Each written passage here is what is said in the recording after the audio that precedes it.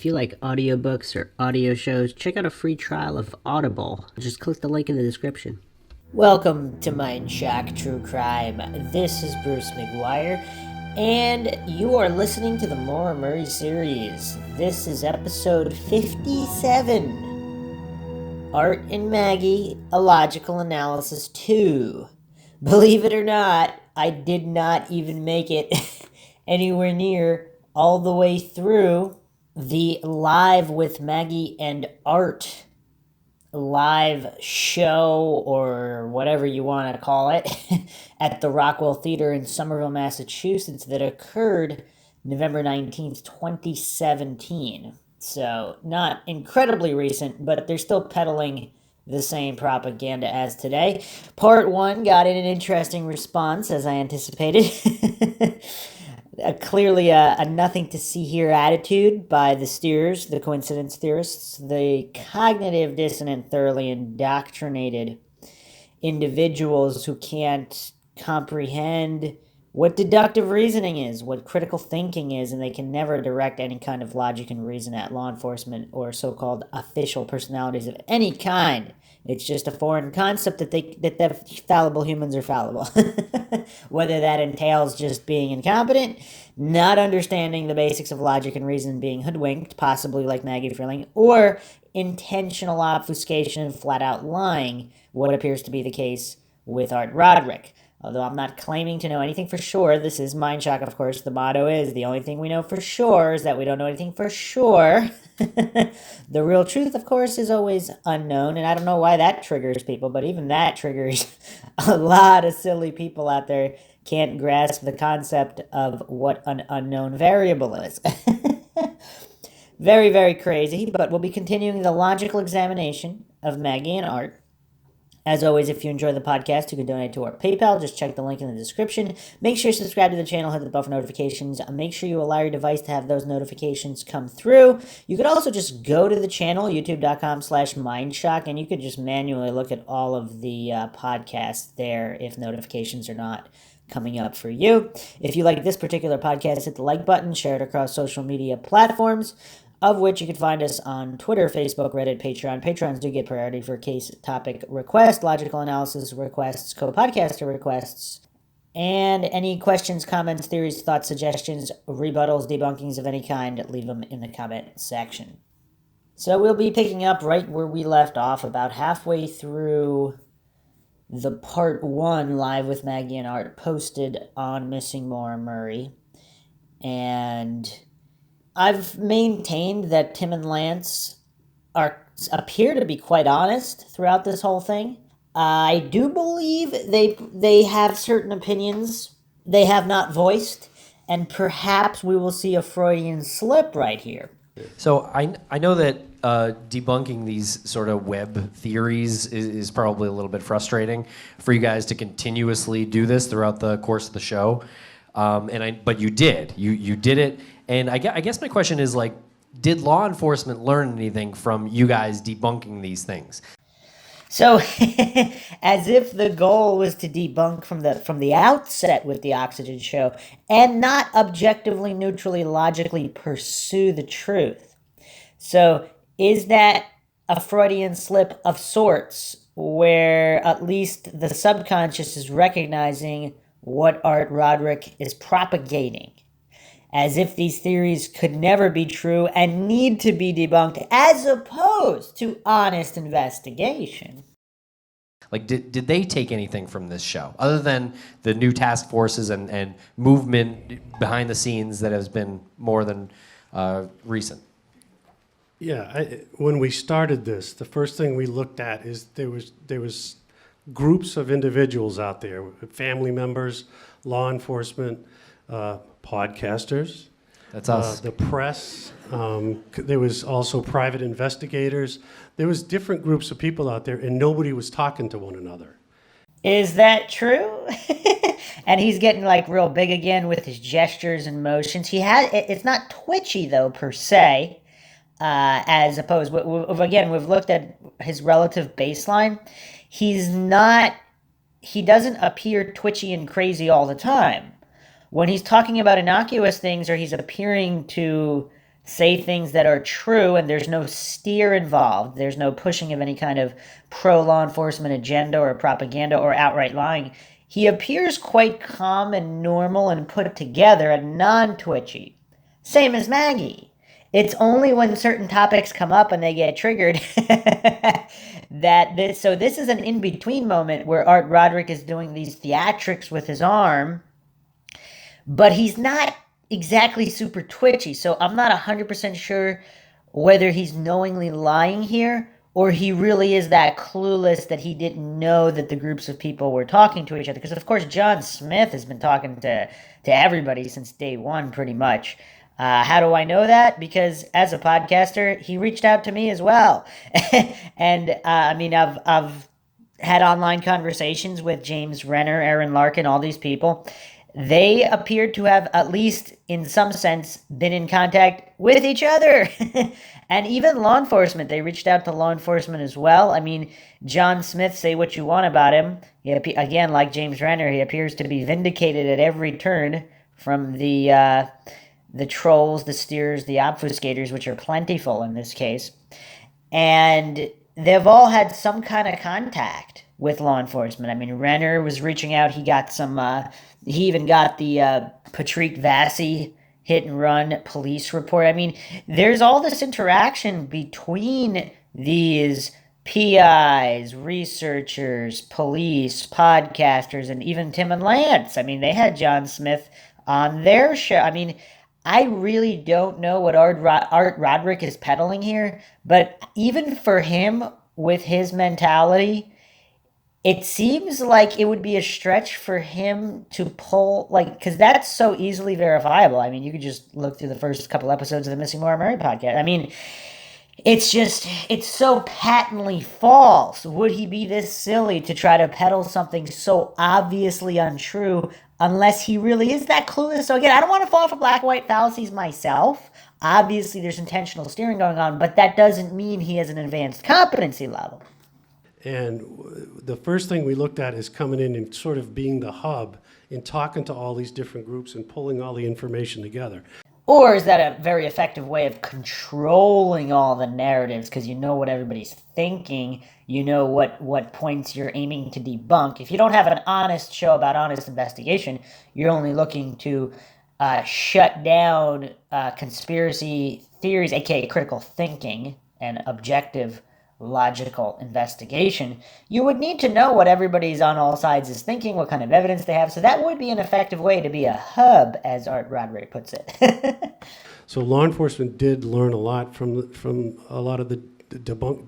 They were very thankful that we were able to get out there and debunk a lot of this stuff. And it's so funny. They're still going along with the presupposition that they actually debunked something. Because I guess if they think they repeated enough times, some sheep might believe it if the repetition is at a certain level. Obviously, they debunked nothing, and they've actually pointed more attention to the timeline and all of these issues by so desperately steering and obfuscating and shutting down lines of inquiry. They've actually given some of these conspiracy theories, aka critical thinking theories employing logic and reason, even more weight by how desperately and sloppily they tried to debunk it, especially Art Roderick here. So that they could get to the facts. And I mean, I can't tell you how many times the AG's office, Jeff Strelzin, would just say, just get me to the facts. So wait, Strelzin needs Art Roderick? So wait, what?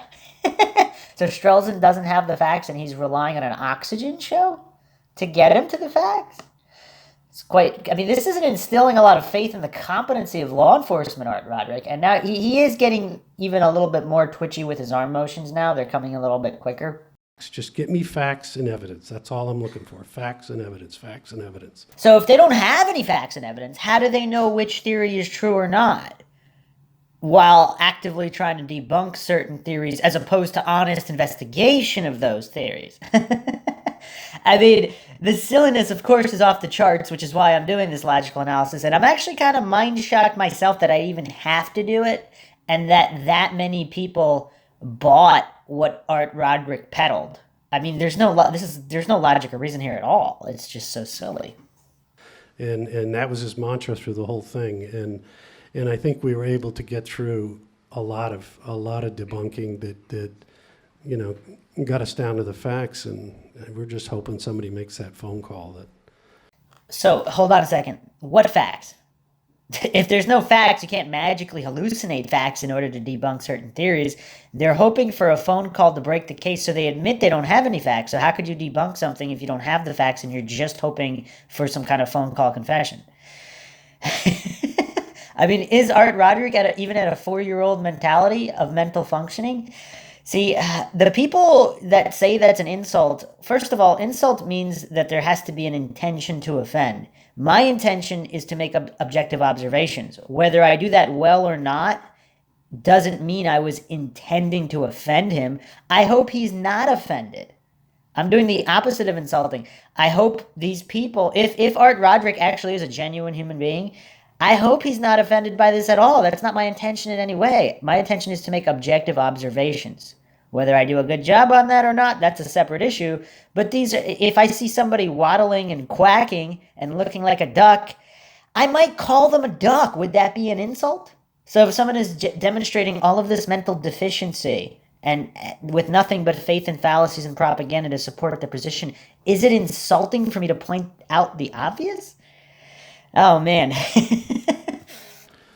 Speaking of Jeff Strelzin, I know the show presented it as he sat in with the interviews with Cecil Smith and Jeff Williams. Mm-hmm. They sort of made it seem like that was a strange thing to do. It like was not strange. And I did not like that Yeah. I had to say that. But All right, so let's go to the micro expressions. So Art Roderick automatically starts chewing his lips, eyes shifting, chewing his lip, eyes shifting nervously, and then Maggie comes in for the rescue. Now, and then Art Roderick starts, laughing nervously. So it's kind of obvious what was gotten at there. Now, Maggie, again, some people in the comments have pointed out that she's just a really good actress. Or acting, good or not, she's acting extremely. She's not being genuine.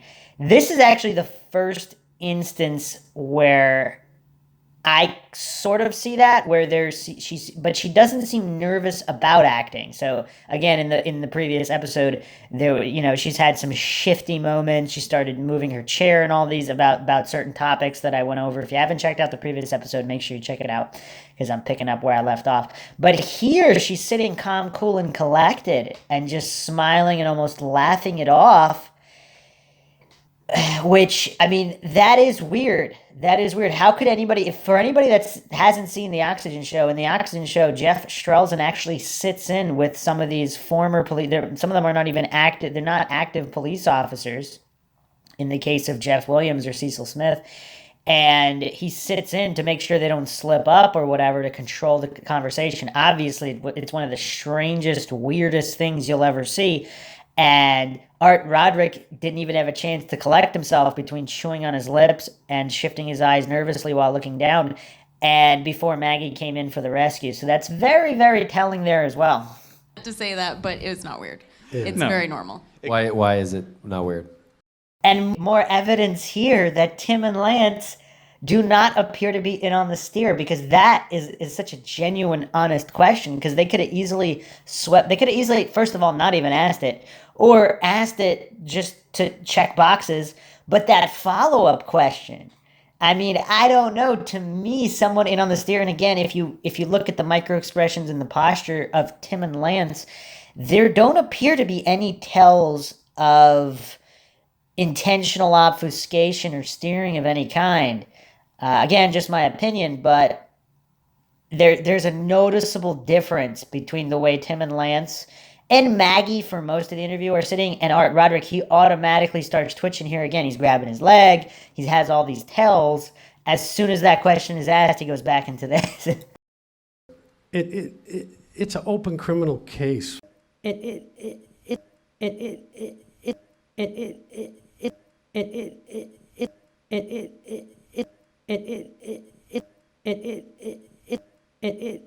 It's an open criminal case for them. So, I mean, we actually had to go through the AG's office to get approval to talk to anybody from law enforcement. And again, we're into that investigators versus prosecutors.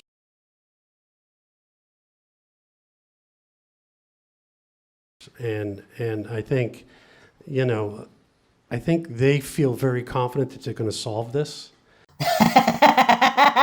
I don't know how he said that with a straight face. If they're that confident, why is it not solved already? I mean, this is 2017 that this talk is going down in. So he just moments before, he's like, we really hope we get that phone call, as if they have no evidence or anything to go on and they need some kind of confession. Now, if there is evidence and everything and they need the confession in addition, I mean, that could possibly make sense, but he's all over the place here. He's getting shifty. And that's the reason why they're being very careful about who says what to who out there. Well, and also, so But they're not being careful about who says what. I mean, Cecil Smith already talked to James Renner for Renner's book. He said some interesting things there, too. So, again, it's really weird how Art Roderick attempts to frame and propagandize everything and thinks that nobody will point that out. I mean, this is children's level logic that, just everything he says can be basically shredded with just a children's level understanding of logic, nothing advanced here. as many people have talked about on the forums, we did have to send over a list of questions or a line of questioning beforehand, and they were like, fine, great, normal stuff. Is that really normal, though? Because a lot of interviews with police or whoever, government officials, they don't demand that. They simply say no comment, next question. But this control freak, Jeff Strelzin, over a DUI walkaway, wants every question to be asked to be provided beforehand. Now, if you were doing a steer job, like if you came up with the idea that it was Cecil Smith in the SUV all along, let's solve the conspiracy theory problem, aka critical thinking and logical examination of the timeline. So how would they do that if they didn't have the questions beforehand? Because you could always just say no comment. I mean, that's standard stuff. At any kind of press conference or interview, you don't like a question, no comment, next question, next question, next question. But here, if you're going to come up with some alternative narratives to explain away inconvenient facts and evidence, you would need those questions beforehand so you could frame that narrative. But still, plenty of Freudian slips to be had in those transcripts. And then at one point in one of the interviews, Strelzin did hop up and was like, whoa, you've asked We're getting way off. We're getting way off. And I don't... Yeah, I said to him, I said... What kind of questions would be way off for a DUI walkaway? I mean, it's so funny. All of these steerers and obfuscators, propagandists, the way they're going about this is as if some top secret CIA, FBI, like DEA. I mean, by the way, obviously the coincidence theorists and the steerers, they don't want anybody talking about all that DEA activity, the U.S. Marshal activity in the area in Haverhill that night. What a coincidence. Nobody wants to talk about that. But it's so funny because they're treating this as some top secret government investigation and trying to frame it as business as usual. We're talking about a DUI walkaway here. So at best, this is some kind of desperate propaganda job to shy away from anybody holding law enforcement accountable to any possible mistakes made that night. Now, I'm not saying law enforcement was responsible for whatever happened to Maura Murray. I'm not even saying Maura Murray was at the Weathered Barn Corner in New Hampshire, because there's no evidence of that for people who know the definition of evidence. But there's no anything close to definitive evidence. You know, obviously some circumstantial evidence that doesn't even come close, not even ballpark definitive.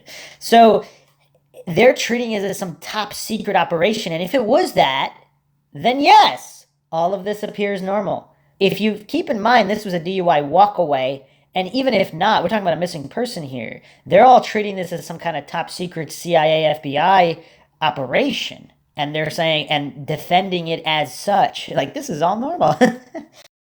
You know, Jeff, we've come across a lot more information at this point. And then in I was time. like, look, I'm going to continue with my question, and he was fine. if you don't like it, stop me. Yeah. And then you never stopped me. He He never just stopped. let He us was keep fine. going. Yeah. What was it that they got him? It was not uneasy? anything. Yeah, It was nothing uneasy. It was like, it was just something that It might wasn't have been. listed. Was it Jeff Williams' interview?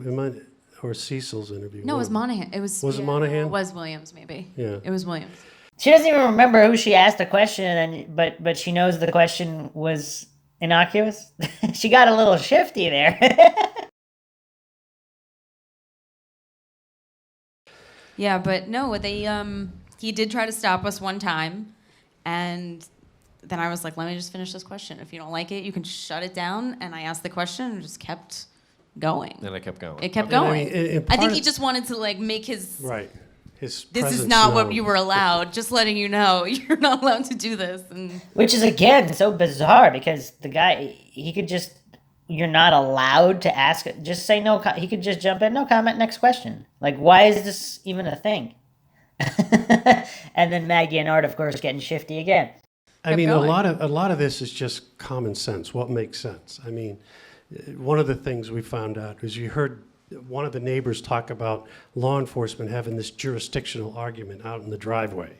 Okay, well, we come to find out it wasn't law enforcement; it was the two tow truck drivers arguing over who was going to get the $100 for the tow.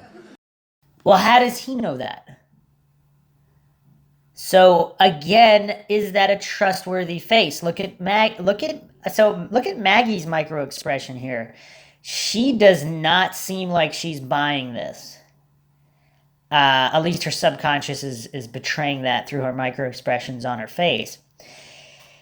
Again, that could be due to something else. Again, I'm not pretending to know definitively what is due to what. All I am is I'm comparing to their baseline, approximate baseline, obviously. This is all just watching videos online. I'm not claiming any of this is 100% or anything. This is just logical examination, theorizing. And of course, the triggered coincidence theorists and steers, they hate any of that. All they can go is, let's stick to the facts. There's almost no facts here. All you can do is theorize. If you had to stick to the facts before theorizing, the field of science would not exist. That's why Einstein said imagination is more important than knowledge. But of course, that's all lost on the clueless goofballs that just love to comment on this case online.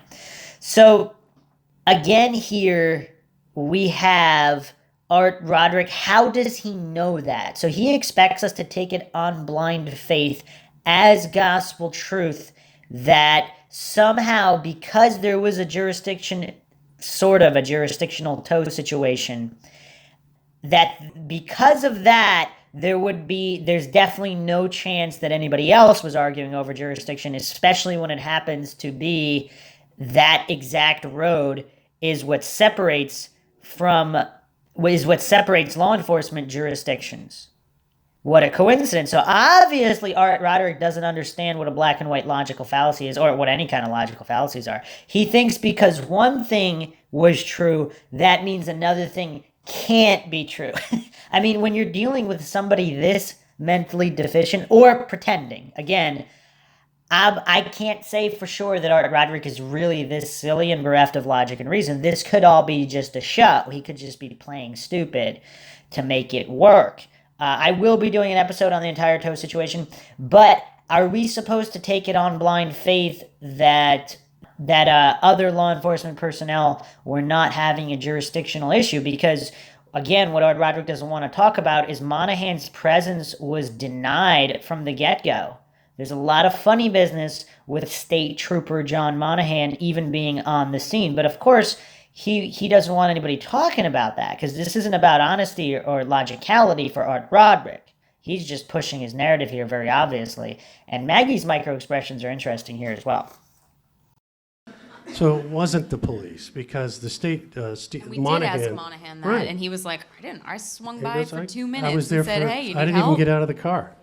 He said, I just drove by and continued to look down the road for somebody walking down the highway.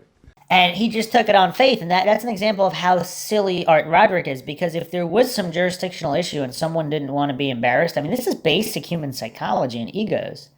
How often, especially if that's true, where first, well, he could have also argued from inside the car, right? I mean, I don't remember the exact report. I went over it early on. Someone did tell Fred there was an argument over jurisdiction. I don't remember if they said that the whoever was arguing, if they actually saw them physically and if they were standing outside of the car, or if it was something they overheard in the vicinity or around. I mean, I really don't know. I'd have to go over that. But to pretend that you can't argue with somebody unless you get out of a vehicle, I mean, that's the level we're at, Art Roderick. I mean, even I didn't think he would sink to these lows. Now, concerning the elements of the case, I don't know. And just a quick point, he got really shifty after saying that again. He started rubbing his leg again, blinking weirdly. I mean, clearly, I mean, this is very, very obvious there's something weird going on. We've asked you this before when we've talked to you in other podcasts, but what were some of the biggest disagreements between the two of you? Did you ever have a moment where you were one way and you were another way? I think initially with Karen McNamara, maybe. But I don't even think we... I don't think we ever disagreed. It was weird, though, because we're so different, but we never disagreed. Yeah. And why is that, Maggie? Is that because you're hopelessly indoctrinated into the cult of state and authority worship, and you can't comprehend that people in positions of authority, U.S. Marshals, former U.S. Marshals, law enforcement, would ever lie about anything? Could that possibly be it? I think Well, then talk about your differences. Yeah. I think Karen McNamara, we kind of went a little bit back and forth on. Well, Art doesn't love witness testimony, which yeah, any it's- law enforcement agent doesn't, and it's proven that witness testimony is not the most reliable. Right. And yet he just takes on blind faith what anybody in law enforcement says, as if they couldn't lie. Now, if witness testimony is not reliable, how was Maura at the scene? I mean, Butch Atwood said that it was someone who didn't look like the pictures. I mean, we have that. But if witness testimony is not reliable, then why would you believe Butch Atwood? Doesn't make any sense. What's going on? They're not even consistent to their own illogicality. I would say logically consistent, but you'd have to have logic to be logically consistent. They're not even illogically consistent. So we just went back and forth talking about, is this reliable? What did she see? And we did have a real aha moment that didn't make it in the show when we did the drive, Yeah. backtracked her time, got to the accident site from Beaver Pond, and said, "Holy crap! She saw She Cecil saw Smith. Cecil Smith. She saw what she saw." Like Right. we were, and then Art was like, "Hey, she's a credible witness," and we Yeah. both, "She's a credible witness." Wait, so Art just flip-flopped just like that? So it's kind of weird. He's going to dismiss without investigation. So what kind of an investigator is he? Like, he already jumped to conclusions, made assumptions before even investigating to see if the drive time worked? I mean, if Art is this silly and this incompetent as an investigator, why would anybody listen to him about anything? Kind of weird. So this is witness A that we're talking about, Right. the account that she saw police SUV 001 nose to nose with Maura's Saturn Right. at a time, was it 7:37? It was about 10. Yeah. Art and I arrived about 10 minutes before Cecil called in. Okay. So instead of the show saying that's not true, they actually said she's 100% right. Yes. Right. And law enforcement confirmed that Cecil was driving SUV 001. The one that was originally out of commission for people that have followed the case from the beginning. Part of the whole reason Karen came out was because of the way she was treated when she simply said what she saw. They told her that she couldn't have seen what she saw because 001 was out of commission. Now, some people theorize the whole purpose of the Oxygen show was to create this propaganda and pretend to debunk certain theories, like the 001 theory. When they couldn't debunk it, they had to spin a whole new narrative that it was actually Cecil. Now, of course, if they really wanted to verify that, they could just interview all the fire department on scene, who've actually, now John Smith has done some of this legwork. I've gone over this. Cecil supposedly was in the sedan. And there was, of course, the switcheroo earlier in the afternoon with, allegedly, Chief Williams, Jeff Williams, driving around drunk or whatever. Someone's in a ditch. They switch vehicles. But the whole steer that was put on as a result of the Oxygen show was that Cecil now, all of a sudden, is in the out of commission 001. Let's sweep it all under the rug now. Why has there been such confusion over this? I think there's certain people out there that want to keep this police conspiracy thing alive, and that's Or you mean just keep searching for the truth and not buy illogical nonsense for the sake of debunking, for the sake of debunking? If Art Roderick was really after the truth, why are they all out to debunk instead of find out the truth? Because what if it was the truth? If it turns out that there was a law enforcement conspiracy of some sort, because of course there's a lot of different options, whether they're responsible for what happened to Maura or not, or simply something else, how, looking back on it, they're going to come off really silly, particularly when they say they're hoping for a phone call so they don't really know what happened. I mean, make up your mind, Artie boy. one way of doing it. I also think probably law enforcement knew very early on after they interviewed Karen McNamara, okay, yeah, she saw 001, she saw Cecil Smith. Is that why they told her 001 was out of commission and she couldn't have seen what she saw? You gotta love how Art Roderick he doesn't stop the BS. He's like a BS machine. He can just keep funneling and funneling. Again, I mean, he's a PR personality. That's his job. And for them, that was the end of it. But this stuff started exploding online and developing into this huge, police conspiracy thing. And one of the first things we said to law enforcement at Strelzin is we want to figure out what happened here and put this particular issue to bed. So right there, he admits from the get-go. He admits, right? So this, again, I might have fallen for a black and white fallacy myself. I might have, because I thought it was possible that Art Roderick is a semi-competent functioning adult. It seems like not, because why would you admit that your goal was to put a theory to bed as opposed to find the truth? Why would you admit that? So now can he even feign credibility at this point? Can he even pretend to be an objective researcher out for the truth, as opposed to, quote, put this to bed? He wants to put it to bed. He's that triggered. Now, if the police conspiracy is true, he's taking on blind faith from the accused, just as silly as somebody, taking a serial killer's word for it at trial or accepting the serial killer's evidence. Why would you do that? Now, guilty or innocent, why would you believe them? I mean, you'd have to be the most gullible, silliest goofball. Maybe Art Roderick is that. I guess so. And we were Right. able to do that. Because a few months ago, if you had told me and Lance that 001, the SUV, was really there, and Karen McNamara's, what she said she saw, I remember when I told you guys is that. real. I called you, and Yeah. you guys were like, shit. We were like, so that means Jeff Williams, was there and did something awful, and it turns out it doesn't seem like the case. Yeah. And now here's another issue. Of course, even if Cecil was in the sedan, how can you verify any of those times? We've gone over the timeline many, many times before. Again, it would be logically fallacious, especially for people who weren't there and don't know what happened. Yeah, let's say Cecil was in 001. I mean, when Karen drove by, nobody was there. So how would you know whether or not there was another vehicle also there that came and left quickly? I mean, even if we take on blind faith as gospel truth, that this is all magically true now and ignore all the evidence and the 001 being reported out of commission, if we pretend and they sweep that under the rug the way Art Roderick wants, it still doesn't prove what they pretend it proves. Again, if you're at a certain basic logical level, you know what a black and white logical fallacy is. So what's the story about SUV 001 being off the road or out of commission that night? Do you guys know anything about that? Okay, so immediately Maggie starts shaking her head, very triggered. But again, does that point to Tim and Lance not being in on the steer? Why would they ask such a question like that? Why would they ask it if they were in on the steer? It's an urban myth. Okay. That none of that information is that anywhere information. that is traceable to a person, to facts. That is something that has been passed around. Kind of like Cecil being in the SUV, because even he said he couldn't remember.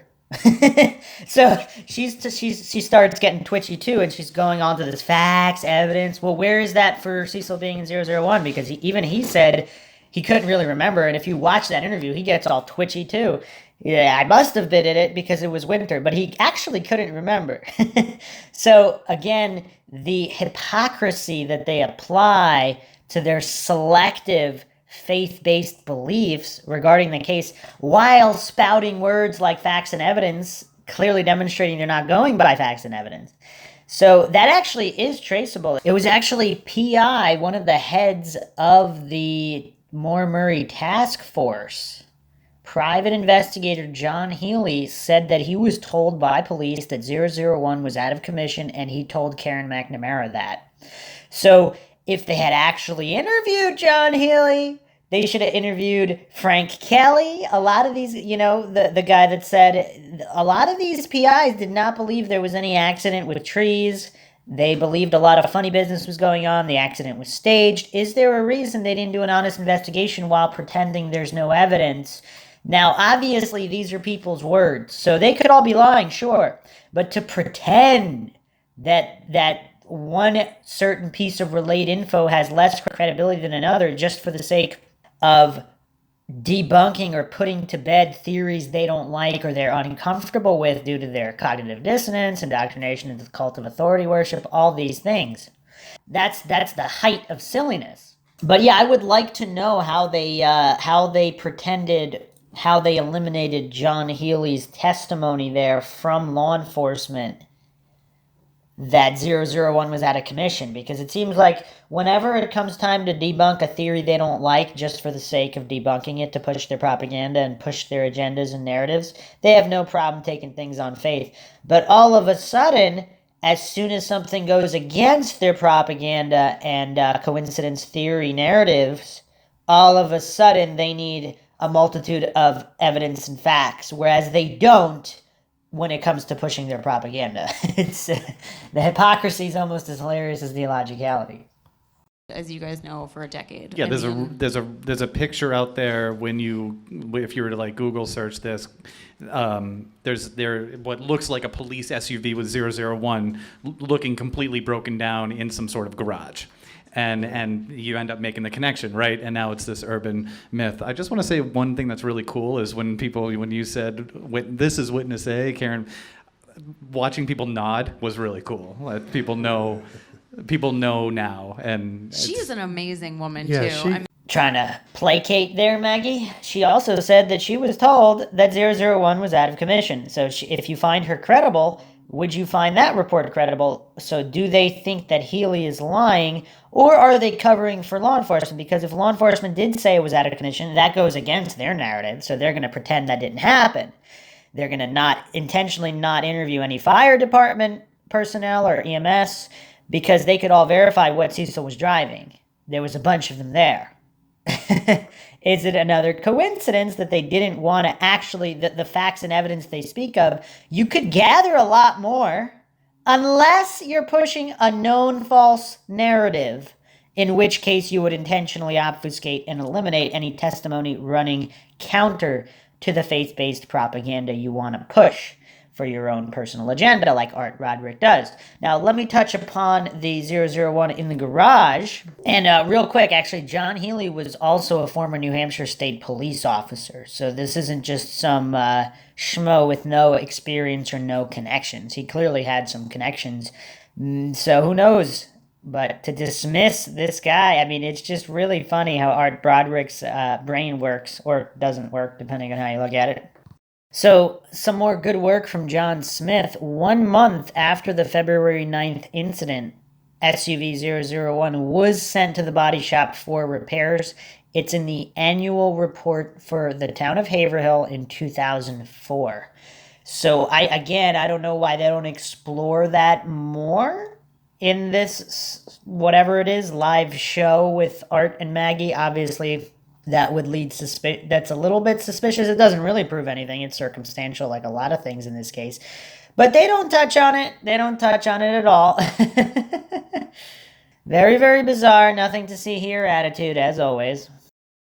Yeah, she didn't want to be witness A. She just didn't wanted want to be any of Karen this. McNamara. The poor woman, yeah. I mean, And Art's getting all shifty again with his leg.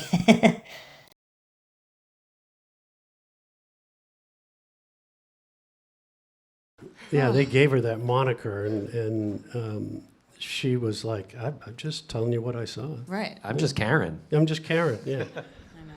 And they leave out a big part of Karen's whole testimony because she was scared. So I think now is as good time as any to unleash the full saga of Karen McNamara, because these goofballs are not going to mention any of this because it runs contrary to the propaganda they're pushing.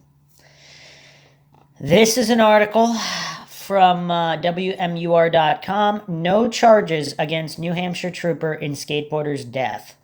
Emily Clogston, 18, died last summer. This was published April 28, 2016. Lisbon, New Hampshire. A New Hampshire county prosecutor said a state trooper will not face criminal charges for the death of a skateboarder in a crash last summer.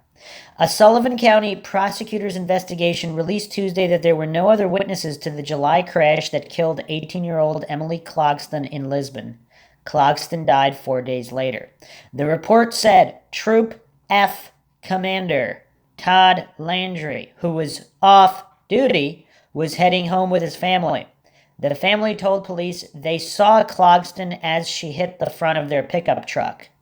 The investigation found that Landry hadn't been drinking or distracted by a phone call. And I wonder the details of that information and how they came to that conclusion. Landry retired in August. Clogston's half-brother said the family is unlikely to pursue further investigative action or file a civil lawsuit. And that whole situation is bizarre because Landry won some kind of safety award while he's driving around killing people, whether intentional. I mean, nobody's saying that was intentional, but whether he was negligent or not, that's unknown. But it's still strange to be rewarding people like that with safety awards, and for him to accept it is even more strange. Would someone in his position simply decline it just due to, that situation, even if he wasn't at fault, just out of respect? But you heard it correctly. If you've been following the Maura Murray case, Todd Landry is not a new figure. This is the guy that came up with the Red Cross narrative. This is the same guy who put in information for the Londonderry Ping. If you haven't listened to the Mindshock episode, Ping Pong, check it out. I go over that extensively. A lot of shady business from Todd Landry. Now, what is the relation to all of this? Well, Clogston's brother or half-brother actually knows Karen McNamara. He actually interviewed her. Here is a transcript of the interview. This is also Missing Maura Murray, episode 30, Witness A. Okay, my name is Alex, someone interested in this case, and I've known the person referred to as Witness A for quite a few years, since I was in high school. I was friends with your son, and kind of getting back into the Maura Murray case, what Witness A saw always struck me as one of the most potentially important things and one of the most immediately dismissed things. And when I had heard that you had made some claims that were very similar, it kind of all pieced together for me. And I spoke with you on Facebook and kind of confirmed that you are the person that saw that. And I guess my first question would be whether or not you were willing to say your name. Karen says, yeah, at this time. Alex says, because it can be confirmed by the family just on visual that you have met them. So they know who you are, but I was just curious if you were interested in using your name. At this point, I will. It's Karen McNamara. Okay, so there's the name to Witness A, but I was hesitant for a while, Alex asks. And what made you hesitant? Karen. Because I feel that what I saw could indicate that there was some kind of cover-up with the police, and it made me afraid of the police. What I saw. Now let me repeat that again for all the coincidence theorists out there, for all the Art Roderick obfuscators who want to put theories to bed and debunk them instead of objectively and neutrally find the truth. Because I feel that what I saw could indicate that there was some kind of cover-up with the police, and it made me afraid of the police, what I saw. Now, what's interesting about Art Roderick is that obviously he wants to sweep all this under the rug, but we have another officer Trooper Todd Landry, a commander, Todd Landry, who in the same general region actually killed someone with his vehicle and was involved in the Maura Murray case. And yet Jeff Williams, who supposedly drove around drunk, I don't know if that's true or not, but those are the local rumors, he would never be able to do that. And let's pretend SUV 001 was not in the shop for repairs. Let's pretend it was never told to Karen McNamara that it was out of commission that night, and she couldn't have seen what she saw.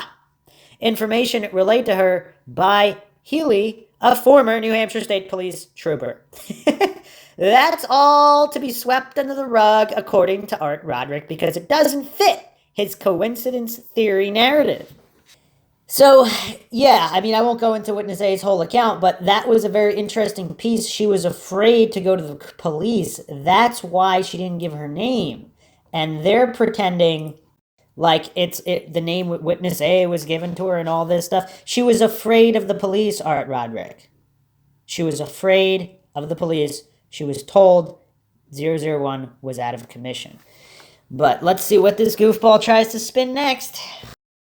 Yeah. And it all makes sense. She says that she doesn't see anybody at the cars because if you take everything in this case at face value, what people say, it all lines up. Man smoking a cigarette. It all lines up. But let's not go through this revisionist history, because as everybody knows who's followed the case all these years before the Oxygen show, all of the coincidence theorists and the steerers, they all attacked Karen McNamara. They all said that she was either mistaken about what she saw, or she was flat out lying, came out of the woodwork for attention after the fact, making up stories.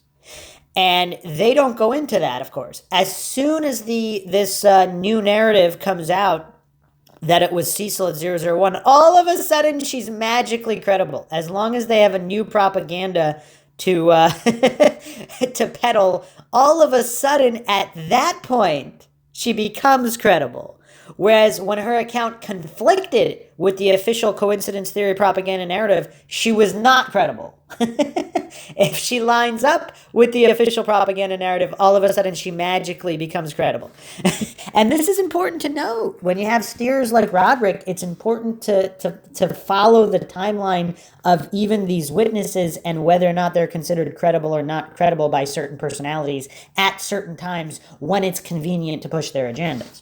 There was nobody at the car because there was a police officer First, in his right. car, Well, and no, Maura was one gone. of the first things he told us was the first thing he did was went and knocked on the Westman's door. Yeah.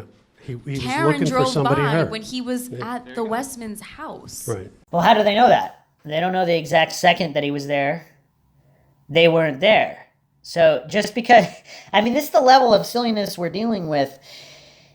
So there's a man smoking a cigarette. There's Butch Atwood reporting he hit a pine tree. Are there even any pine trees there to hit? I don't know. But Cecil's coming up to the door asking, where's the girl? So how does this line up on face value? Obviously, it does not. At the Westman's house. Right. Of course he wasn't at his car. He's knocking on the doors of the neighbors like he's supposed to be doing. So what about the time discrepancy in the logs based on the time Cecil Smith was supposed to have arrived, based on the time Karen McNamara was supposed to have driven by, the SUV wasn't supposed to be there at that time? What do you guys make of that? Yeah, the discrepancy is probably pretty easily cleared up. Cecil's, if you watch, and I don't know if it even made it into the show, but when we interviewed Cecil said, the first thing I did is get out of the cruiser because I thought somebody was hurt. So, You said cruiser art. yeah, I know, I did. I know. Freudian slip. Eddie got caught on it. Also, he started touching his face and getting all twitchy again when this brought up. Art Roderick gets the most triggered when anybody brings up the timeline, because he knows, he can't be that silly. He knows timelines are critical to any investigation. So if the timeline can be explained away, and you could see he got caught here and he really doesn't like it. He starts rubbing his leg and getting all twitchy, not just because of the issue, but then he also got called on the issue. And again, if Tim and Lance were really involved in the steer, would they be doing that? And again, they come off as genuine. Their smiles and laughters, it doesn't come off as nervous or steering to me.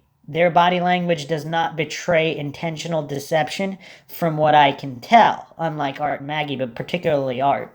You said cruiser art. Yeah, I know I did. I know. It's a conspiracy. He's in on Yeah, it. yeah, I'm in the conspiracy. And again, that he's in on it. The tone she used there is quite interesting, and you can compare that to other moments of sarcasm. I mean, it's quite interesting, and her smile here seems completely genuine, where her subconscious caught it, and she doesn't need to hide. Also notice she's not twitchy, she's not shifting in her seat. It's really funny, whereas Art is. So again, make of that what you will. The first thing he did is get out of the SUV and approach the vehicle to make sure there was nobody in there that was hurt. I mean, and that's what police officers do. I mean, I worked in a small town for 3 years as a patrolman, and you come across abandoned vehicles all the time. And I think that's exactly what they thought they had, an abandoned vehicle. But there was a report that there was a female there that had been at the vehicle. Not at the time when Cecil man smoking a cigarette. There was no report of a female at the time Cecil allegedly was going to the Westmans asking, where's the girl? Again, these details are very important, and Steers will never address that. And I think Cecil was there just to make sure nobody was hurt, nobody was injured inside the car. And then he immediately, as you always do, go to the 911 caller. And we had 2 911 callers. You had Butch Atwood 100 yards down the road, and you had Faith Westman and her husband, which were only about 40 feet. Once again, Faith reporting man smoking a cigarette, Butch reporting he hit a pine tree. 50 feet from the accident scene, looking out their window. I want to ask the audience, though, and definitely no judgment, because honestly, I think people should be skeptical. Everyone should be skeptical. That's my job as a journalist, is to be skeptical. And yet nobody's skeptical about taking everything from law enforcement on blind faith. If there is a conspiracy, and I'm not saying there is, but if there is, you'd never know, because you take everything on faith instead of the facts and evidence that is spoken so much about but never presented. And even not even believe everything, that we say, unless we show documentation. But Oh, documentation. Do we have any documentation to back any of their claims? Very interesting. But again, I mean, I don't know. Maggie seems genuine roughly 90% of the time. Other people feel free to disagree. The 10% of the time, I can see some acting going on, but the reasons behind that are, obviously it's all conjecture and speculation. how many people do still believe that the police were involved? Got a hand over here. Go ahead. Got a hand over here. Okay, that's good. Okay, we got a few hands. 2 or 3. The desperation in just caring what other people believe. You don't see this in other cases. In other cases, you don't have this crazy triggering by all these steers and obfuscators. How dare you believe this or that? Nobody cares. Like, look at all these other big cases. OJ, John Benet. I mean, you could take some of the biggest true crime cases. The Stephen Avery case definitely has some bizarreness to it as well. But look at all these other cases. Your theory that the police set OJ up, okay. I mean, there's no mass triggering. Again, that doesn't mean he's guilty or innocent, just the fact that it was planted. Maybe he's guilty and they planned it, whatever the case may be. In the John Benet case, her brother did it, her parents did it, it was an intruder. You don't see this mass triggering that you do in the Maura Murray case, where you have all these personalities oozing of desperation to not only know what everybody else believes, but to control it. People should still press on it. Yes. Everything should be questioned. But the problem is people being bullies and then people being curious and questioning. Like bullies shutting down logical lines of inquiry that don't go where they want it to go due to their own biases and agendas, of course, like the steers and obfuscators operate. So what Maggie's saying right now is definitely at odds with what she's posted on social media before as well. So definitely keep questioning. Just don't be a Right. bully. And there will be a segment at the end here where you can ask your questions. If you want a mic, let us know. We'll run the mic over to you. But yeah, this is a perfect forum to directly ask. Yeah, now. and thank you for raising your hand. The Yeah. officers in the crowd will escort you out now. You've now been identified. You're out of here. So, Art getting shifty again. He knows how it works.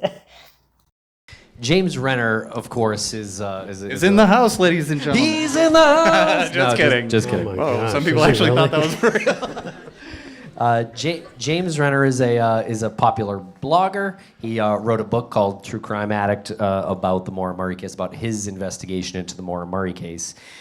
He was pretty convinced that Maura Murray ran away before the show started, and he sort of changed up his theory at this point, it seems like, because these new allegations about Maura's ex-boyfriend have kind of come about, and he's kind of publicized it more than he ever has before, and he's kind of going straight towards this theory. Yeah. So how do you guys feel about this new development since the show has wrapped? How does that get us to what happened to Maura Murray? Period. I don't know. I mean, he might have issues, but really, what does that got to do with what happened to Maura? He's absolutely has an alibi as to where he was at that point in time. So whatever he's doing in his personal life, or he has done, if it's got nothing to do with Maura, then that's James's thing. James likes I doing do that think stuff. he has taken that role on, which Yeah. good for him. If he wants to expose Bill for being a abuser or whatever, great. But it's separate from Maura. Right. That's Not necessarily. So again, if this could have something to do with the Maura Murray case, but it's kind of weird. So Maggie wasn't there that night. She doesn't know what happened to Maura, neither does Art Roderick. But magically they know that whatever happened, Bill Rausch is not involved. How do they magically know that when he was up there for a week after? I mean, I've gone over all this information between the phone calls and the possible call even to Maura. And he might have even spoken or met up with Maura in the week after, since we don't know where she was. Was she even in New Hampshire? I don't know. He went to UMass at the beginning, at the end. There's a lot of, again, these are unknown variables. She's asking for proof and evidence, but she's saying these are definitely separate issues. Maybe, maybe not. That's the thing about unsolved cases.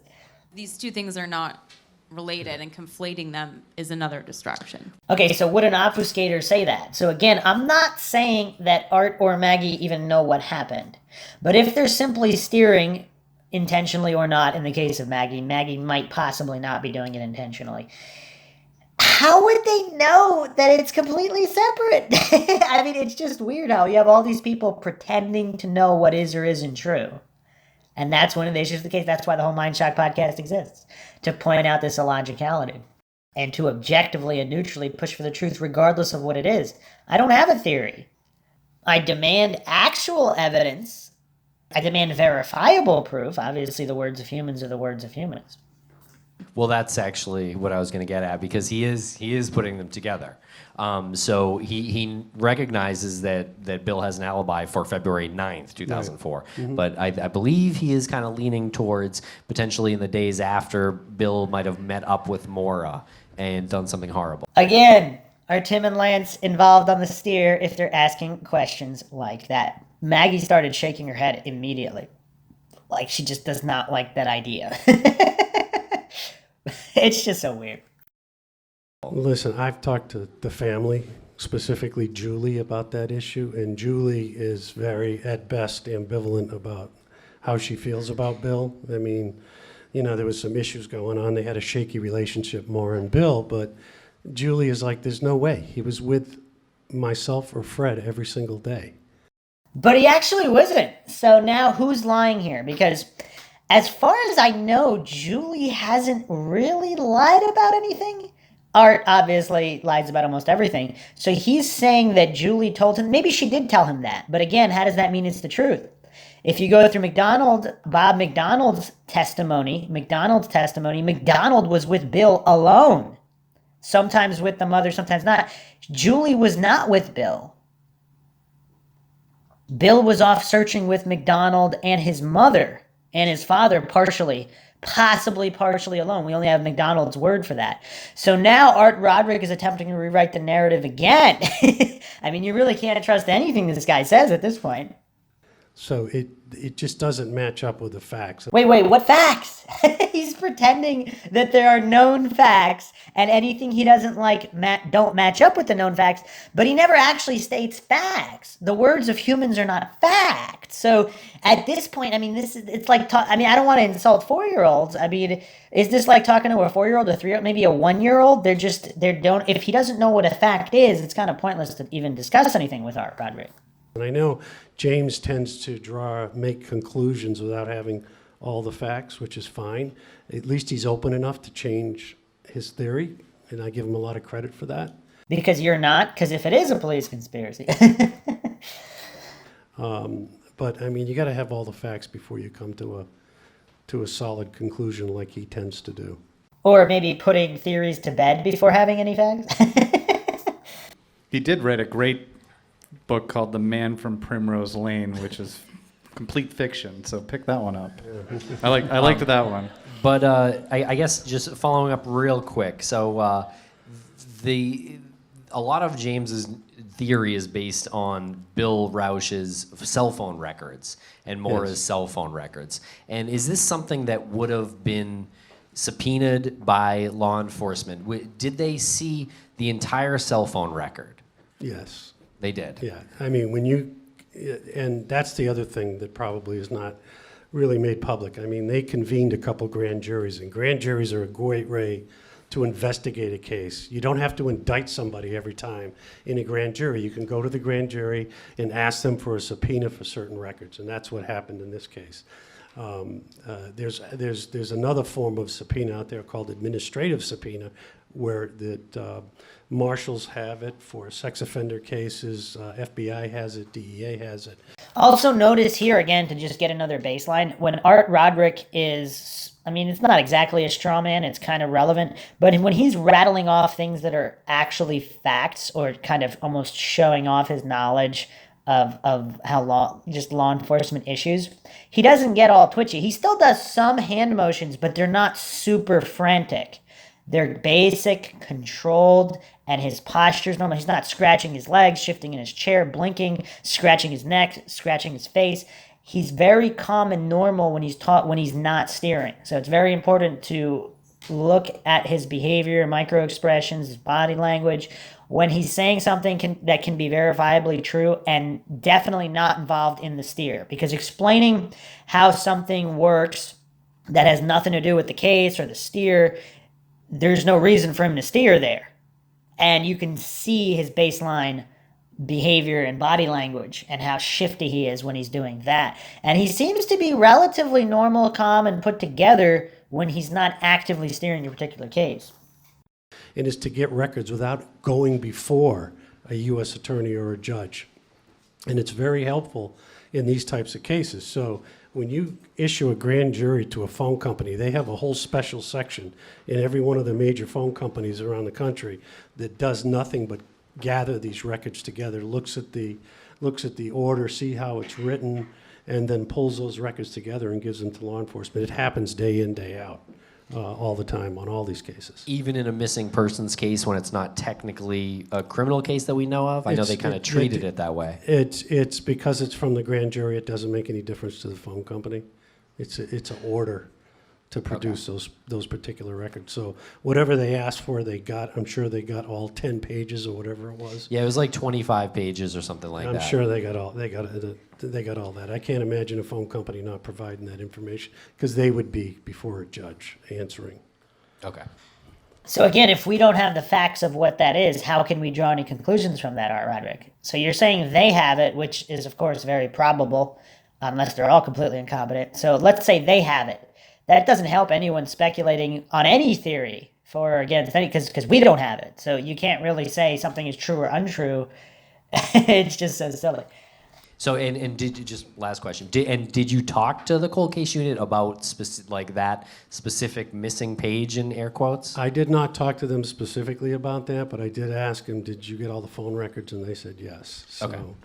Those records, James did put together a lot of good information, and we used a lot of it. We've said that before. Right. We probably wouldn't be here if Right. it were not for He did collect a lot of his good own investigation. Right. He's the one that discovered the credit card fraud and all Right. of those things that And again, look how calm and not twitchy Art Roderick is here when just discussing that James Renner got records. Everybody knows that's true. There's no steer. There's no nervousness.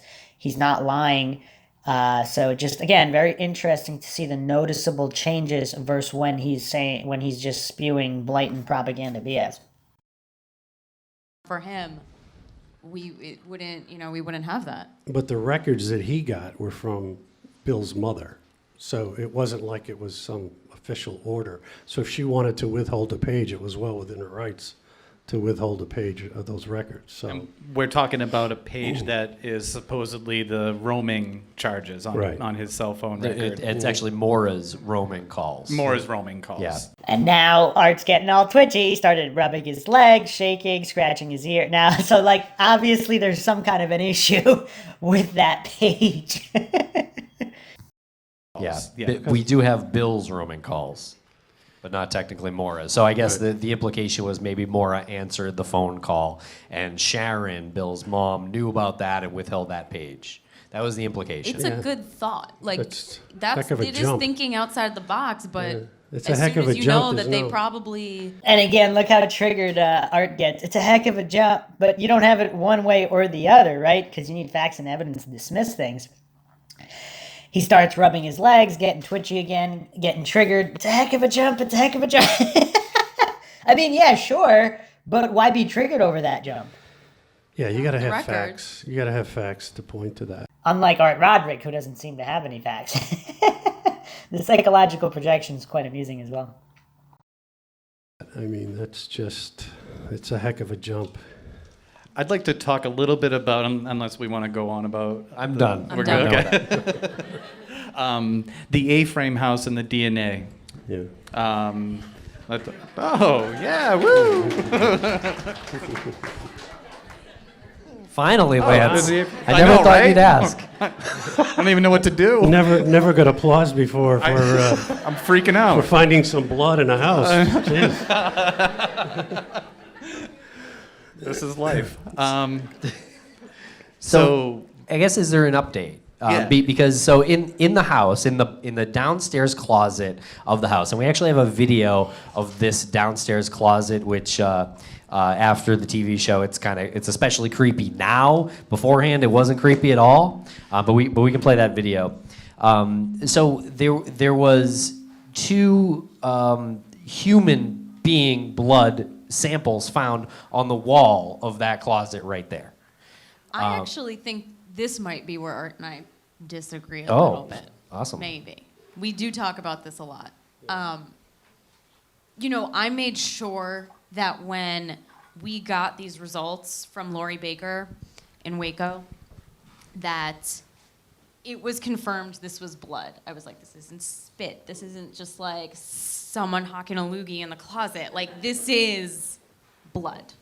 And it is. This is human blood. And to me, why is there human blood, 2 samples in one sample, in the closet? And that is very, very bizarre to me. But Art does see it differently. Well, no, it would be nice to be able to drill down into that. It's out of our hands now. The state police have it. They've been coordinating with Lori Baker between the 2 DNA labs. It would have been nice if this stuff was, because there's a couple different tests you can do.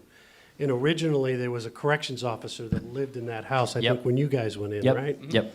And he supplied a notarized statement as to what exactly had happened, and apparently he had got some luminol and sprayed the closet and it lit up like a Christmas tree. Well, that doesn't necessarily mean it's human blood, but it gives you an indicator that there's possibly human blood there when you use luminol. So the next test is, I think it's a phenolphthalein test. That particular test only tests for human blood. And that's sort of the test we did in the cabin with Dr. Noureddin. who then recommended, I mean, there was a little bit of... The he sample is said very small and the degraded sample is is the tiny problem. and degraded. That's the problem. And sorry, I didn't. No, it's small, it's degraded. I wish there was a lot of it there, because if we could tag it to Maura, then we might have a homicide case if there's enough blood there. The problem is this is very little amount in the sample. But this is very what you and I degraded. argue about. And again, you can see how calm, cool, and collected Art is when saying that. There's no twitchiness, there's no scratching, there's no leg, there's no scratching his leg and shifting around. He just stated the obvious truth. They have a degraded sample. If it wasn't degraded and it could match Maura, there would be a homicide case, most likely. There's no steer job there. That's stating the obvious right there. And again, he's not nervous to state the obvious. This is human blood. Yeah. Whose blood is it? Could have been somebody in there nailing the paneling on the wall. I Two don't know. people at I the mean, same it's- time piling their blood. Like this it is what could this be. is where I I'm mean, like. listen, Actually, this is probably the only time I've agreed with Art Roderick on something, possibly. Although not necessarily. Like when people have blood in their homes, more than one person, sure, depending on how many people live there over how long of a period of time. Now, it could also have been a domestic violence situation. Maybe someone got hit and went in the closet or got locked in a closet. I mean, we could be talking about a crime here, not necessarily Maura Murray, though.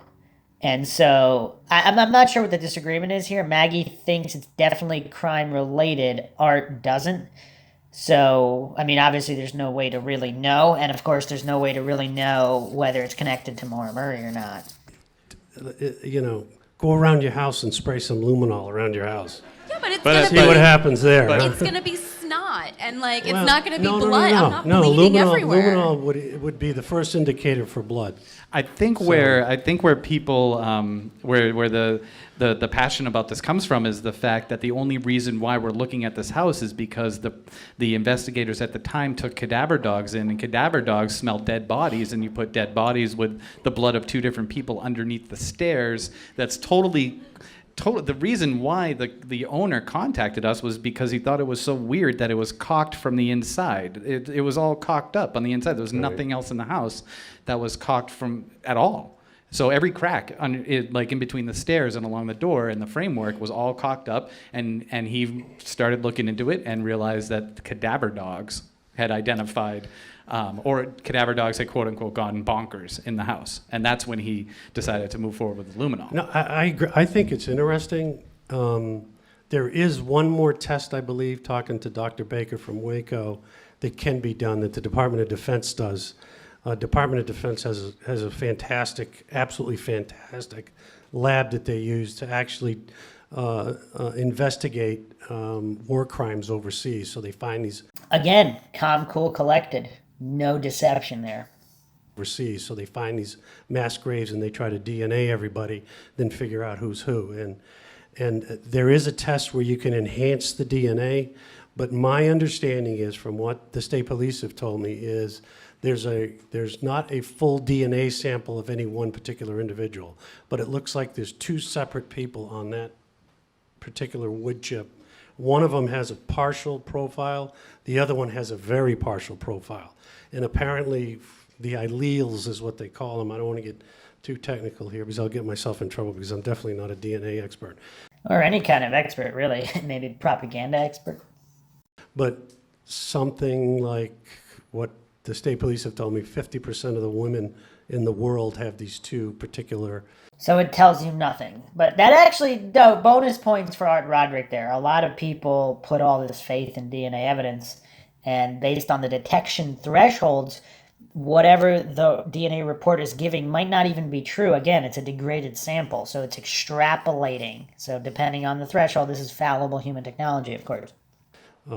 Portions of DNA. So we've turned it over to the state police. Which is why, though, to just Yeah. expand a little more, is why we can't just take, or we couldn't, or the police still can't take Maura's sample, which they have, and just put it next to it. They can't do that. Right. And we did get excited because Lori Baker said to us, if you do put Maura's there, you could rule her out, but we can't rule her in, and we actually couldn't rule her out. Right. because of that 50% issue. Yes. So it's really up to them now to take the next step. And, I don't want to leave everybody with the impression that they open, as much as the investigators wanted to just open their files to us, they couldn't, okay? The Attorney General's office wouldn't let them do that. So everything that we're telling you and everything that we put in the show was verbal communication between the state police and us. I mean, the show was not about the prosecutors, it was about the investigators, and I think that's a key part. So they have all the information that we've passed on, and they're moving forward with it, and it's kind of in their ballpark right now. But the DNA is pretty interesting. I mean, because even if It's it's not really Maura's, it interesting. could be, Yeah. and we talk, it could be somebody else. Yeah. Well, I mean, the second we step foot in that house, something bad happened in that house. You step foot in that house, and Look at it. look at it. But Like, I mean, the something women bad who have come happened. forward to me on Facebook who have had Right. relations with the Moultons don't say anything good. Right. Right. There's history of abuse and violent things happening. So what happened in that closet? And I mean, Maura went missing in 2004. You guys got the chips in 2016. 2016. So you have a huge chain of custody issue going on here. And then we ended up getting the chips from a third person who gave it to us. I would like to know Art Roderick's thoughts on the chain of custody in the Stephen Avery case.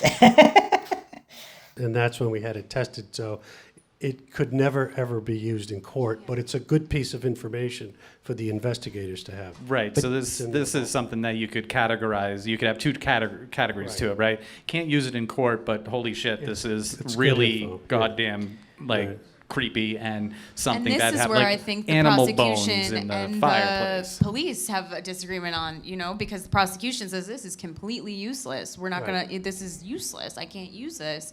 And the police are like, well, who is Yeah, it? This could is help good. us. Right.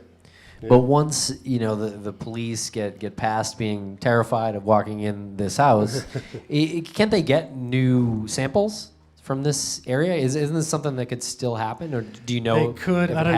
has?